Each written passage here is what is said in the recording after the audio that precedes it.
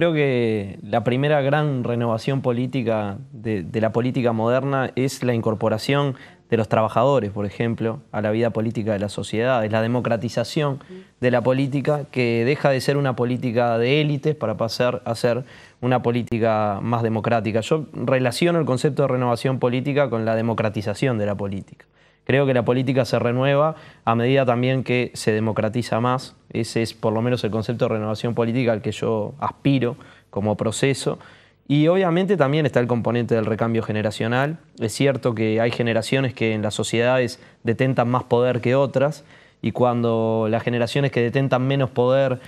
pasan a tener una porción importante del poder, una porción un poco más importante del poder político, también se produce un proceso de renovación que creo que es positivo. También me parece que la incorporación de las mujeres a la política es parte de un proceso de renovación que tiene que ver con esto de la democratización. Así que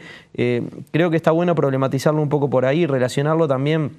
con la dimensión programática de la política, porque hay figuras nuevas con ideas muy viejas, y eso creo que también es una cuestión a valorar. Yo me pregunto a veces qué renuevan algunos que se dicen renovadores, porque en realidad detrás de ellos vienen elencos muy viejos, ideas muy viejas, proyectos que en realidad van para atrás más que para adelante. Así que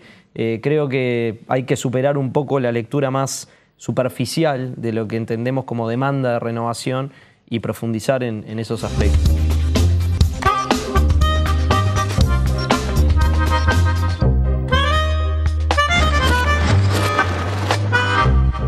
Yo creo que vamos encaminados hacia un bipartidismo en el Uruguay, que en realidad ese es un proceso que ya tiene bastante tiempo y que termina de cristalizarse en herramientas políticas como esta concertación en Montevideo, que creo que es un ensayo general de una cosa que puede venir más adelante a nivel nacional, porque hay una confluencia de ideas entre sectores de los partidos históricos de este país, independientemente de que haya dirigentes dentro de los partidos históricos que entiendan que ese no es el mejor camino. Bueno, dentro del Frente Amplio yo podría decir que también en términos de proyectos finalistas hay visiones distintas, y capaz que habría muchos ausentes acá que no se sentirían del todo o cabalmente representados en lo que yo pueda decir, pero ha primado la idea de una unidad estratégica atrás de un programa común. Y creo que eso es lo que de alguna manera también viene primando de a poco en los sectores que yo identifico como de derecha en este país.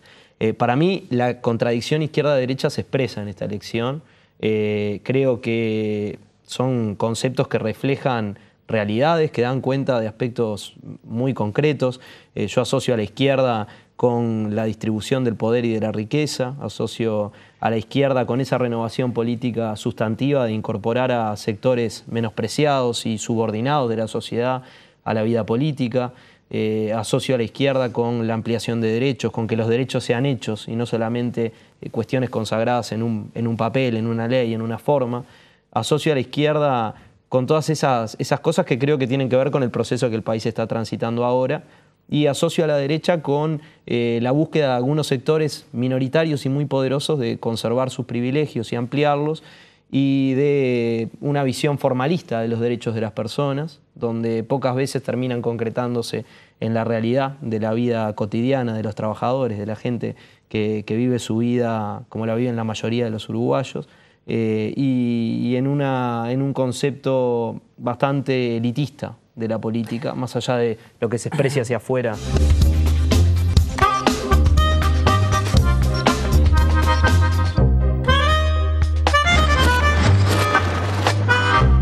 No todo es lo mismo. No todo es lo mismo, porque por algo estamos en fuerzas políticas distintas, por algo sustentamos propuestas distintas, por algo tenemos programas distintos y por algo comparecemos en elecciones también con lemas distintos, porque hay algo que se está disputando. Entonces yo creo que se le retasea un poco a la sociedad la posibilidad de conocer las ideas, las propuestas y los intereses que están atrás de esas ideas y de esas propuestas, cuando decimos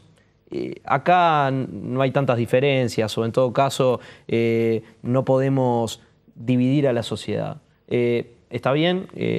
las cosas no necesariamente se expresan en escenarios binarios, bipolares, eso es verdad, pero hay un intento, y yo lo asocio con una estrategia, en este caso, de lo que llamo la nueva derecha, de vestir el debate político en ese amor y paz de que todos pensamos más o menos lo mismo, o no confrontemos, o por la positiva. Y eso también es una estrategia, y es una estrategia distinta a la que utilizaron en otro momento. Pero creo que en el fondo está claramente de manifiesto que existen intereses y visiones distintas y que está bueno que la sociedad debata sobre eso, porque si no, debatimos en definitiva algunos pocos, que capaz que en ámbitos más chicos sí podemos reconocer esto de una forma clara y sincera, pero después la política del marketing y la política de que las ideologías no existen y la política de que no podemos entrampar a la sociedad en contradicciones, es una política que niega la política para la gente, que es la que tiene que en definitiva procesar estos debates.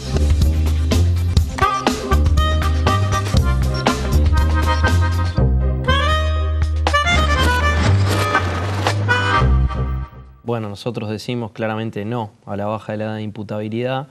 y reivindico también esta forma de plantearlo, porque parte de los consejos del marketing político es que no hay que decirle que no a nada, ¿no? Y yo creo que sí, que algunas cosas hay que decirle que no. Nosotros le decimos que no a esta propuesta porque nos parece una propuesta demagógica, en primer lugar, que no soluciona los problemas de seguridad que existen en nuestra sociedad y que reconocemos, que además estigmatiza a los jóvenes y en particular a los jóvenes más pobres de la sociedad, depositando ahí un problema que es bastante más amplio y más complejo que lo que se pueda depositar como chivo expiatorio en una generación o en un sector social, y porque creemos que en definitiva el camino va por otro lado, va por la educación, va por la inclusión social, va por la construcción de una libertad que también genere orden. Yo hoy cuando planteaba lo que para mí son las contradicciones entre izquierda y derecha, una también es esa, ¿no? Creo que la derecha concibe el orden como algo previo a la libertad a partir del orden, y para mí, para nosotros es el orden a partir de la libertad. Y esto no quiere decir que cualquiera pueda hacer cualquier cosa, como a veces se quiere simplificar, sino que significa que las formas reales y sustentables de construir una mejor convivencia entre las personas no son tirando a un costado a aquellos que nos parecen peligrosos. Hay que trabajar con eso, pero tenemos que hacer un proceso bastante más profundo que va por el camino de la inclusión, de la educación, también de la represión cuando es necesaria, pero bajando la edad de imputabilidad. Cuando los menores, aparte hoy en el Uruguay, son imputables desde los 13 años, lo único que hacemos es un gesto demagógico para juntar votos.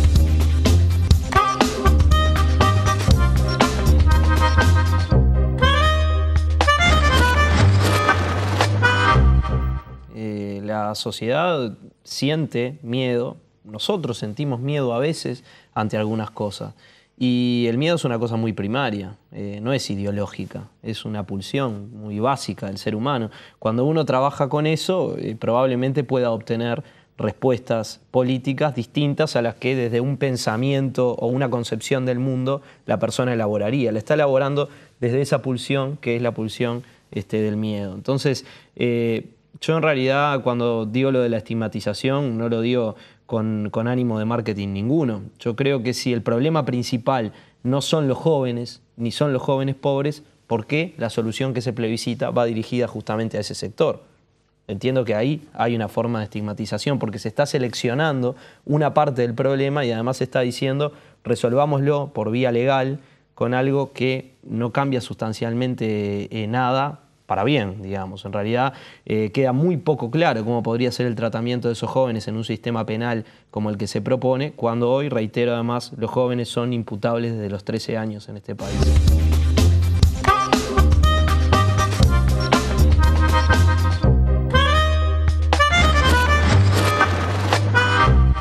Yo tengo una relación bastante habitual con José, porque es uno de esos referentes del partido que a uno le aportan todos los días mucho. Y creo que en realidad los dos compañeros del trabajo en el Ministerio del Interior hicieron una excelente gestión, que fue muy atacada porque justamente explicitó desde el punto de vista de las ideas y de las concepciones esa contradicción, esa diferencia en cómo enfocar el problema de la seguridad y de la convivencia. Pero es en el 2005, a partir del gobierno de Tabaré y del Ministerio del Interior liderado por José, que se instalan en este país las mesas de seguridad y convivencia, por ejemplo, que son una forma de procesar la cuestión de la seguridad con base territorial, en los propios lugares donde las cosas suceden, con los vecinos, con las organizaciones sociales, que no eluden el problema, jamás eludieron el problema. Simplemente plantean que la solución al problema es una solución que tiene que ser construida colectivamente, con un liderazgo fuerte del gobierno,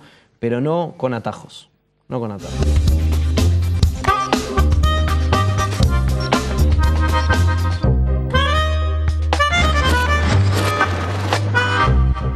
Mi visión es que ese es uno de los puntos fuertes de la democratización del Uruguay en los últimos años. Los consejos de salarios, la negociación colectiva, la ley de fueros sindicales, todo lo que hemos avanzado en materia de regulación de las relaciones laborales, creo que es uno de los puntos fuertes de nuestro gobierno y que tiene que profundizarse, porque los trabajadores y las trabajadoras son la gran mayoría de los uruguayos y de las uruguayas. Y las limitaciones que durante bastante tiempo tuvieron para poder agruparse, para poder agremiarse, para poder defender sus derechos, era algo que el gobierno del Frente Amplio tenía que, sin duda, resolver rápidamente. Y a partir del 2005 se comenzó con una política que además implicó una mejora sostenida del salario real de los trabajadores, de sus condiciones de vida, y por ese camino tenemos que seguir avanzando.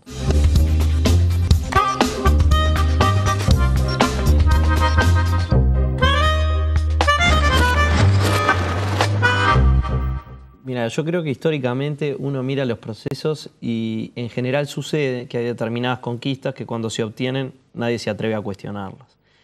Porque es muy difícil, porque es muy impopular, porque también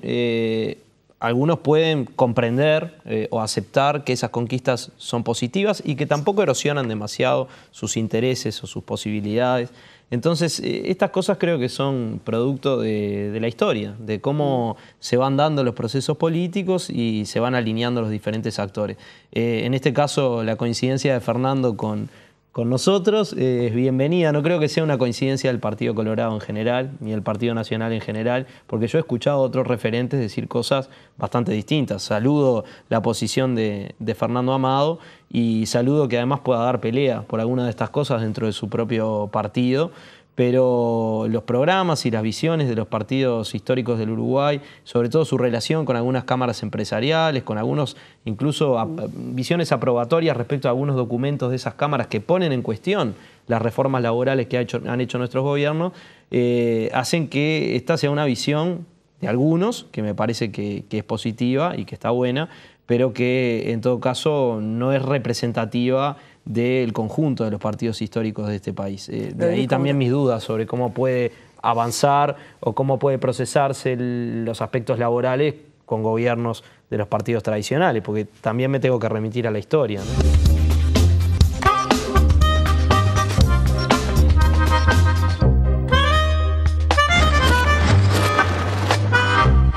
Yo creo que algunos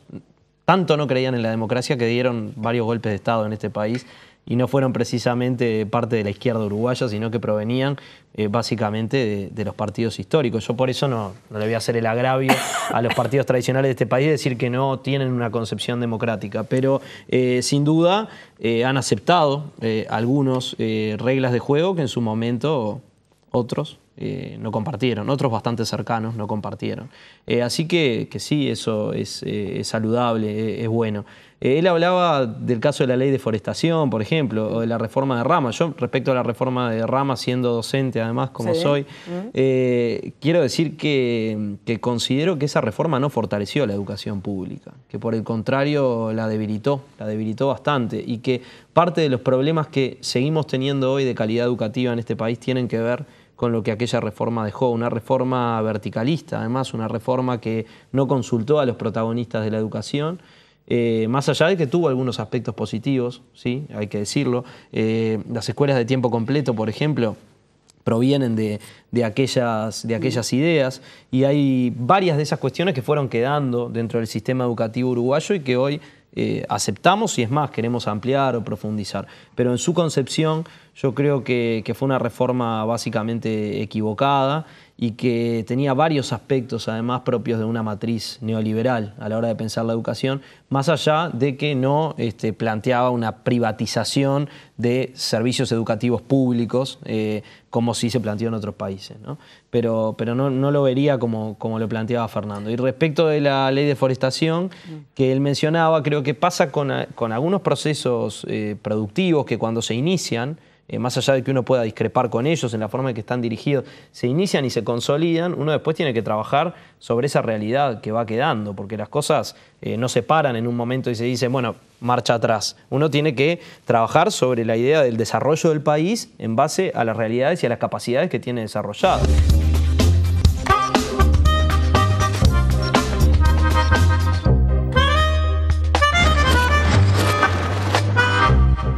Lo que creo que también hay muchas coincidencias en otros actores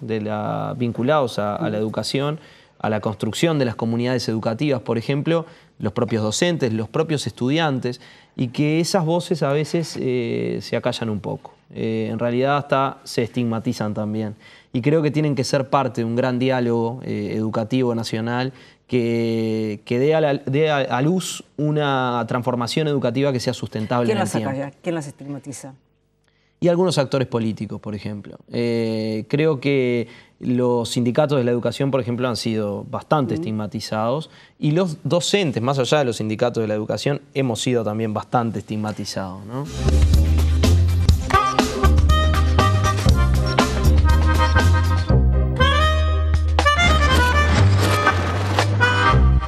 Yo creo que es una campaña en la que se va a dirimir si el Uruguay sigue avanzando por un camino de desarrollo, por un camino de ampliación de derechos, por un camino de inclusión social, de integración, de mayor libertad e igualdad entre las personas, o si el Uruguay vuelve a la senda de un proyecto que en realidad recortó derechos, recortó posibilidades para la mayoría de los uruguayos y concentró privilegios, riqueza y poder en algunos pocos que se expresan básicamente en los proyectos de los partidos tradicionales. Fernando.